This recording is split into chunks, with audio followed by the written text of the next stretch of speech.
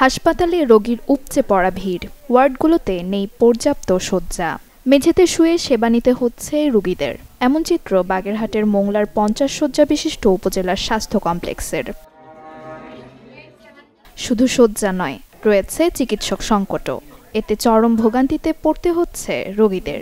28 জন চিকিৎসকের জায়গায় কাজ করছেন মাত্র 6 জন।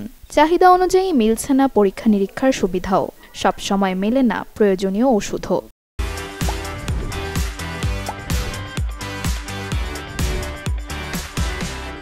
হাসপাতালে আসছি, কিন্তু এখানে পর্যাপ্ত পরিমাণ যে চিকিৎসা সেবা প্রয়োজন আমরা তা থেকে বঞ্চিত হচ্ছি।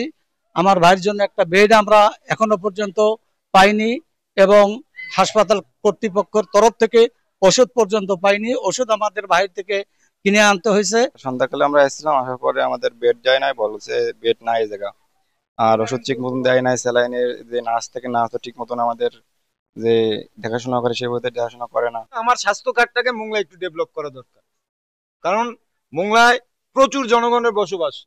উপজেলার স্বাস্থ্য ও পরিবার পরিকল্পনা কর্মকর্তা জানান, সীমিত জনবলে বিপুল পরিমাণ রোগীর চাপ সামাল দিতে হিমশিম খেতে হচ্ছে হাসপাতালে কর্মরতদের।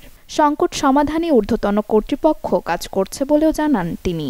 2 লক্ষাধিক জনসংখ্যার এই মোংলা পৌরসভা এবং 6টি ইউনিয়নের জনগণের জন্য এই সেবার জন্য মাত্র 50 বেড আসলে খুবই অপ্রতুল। 100 শয্যার জন্য আমি গত 2 বছর ধরে চেষ্টা করছি। আশাবাদী যে বাগেরহাটে কোনো উপজেলায় যদি পরবর্তীতে 100 বেড করা হয় সেটি আমাদের মোংলাকে করা হবে এবং আমরা সেইভাবেই চেষ্টা করে যাচ্ছি।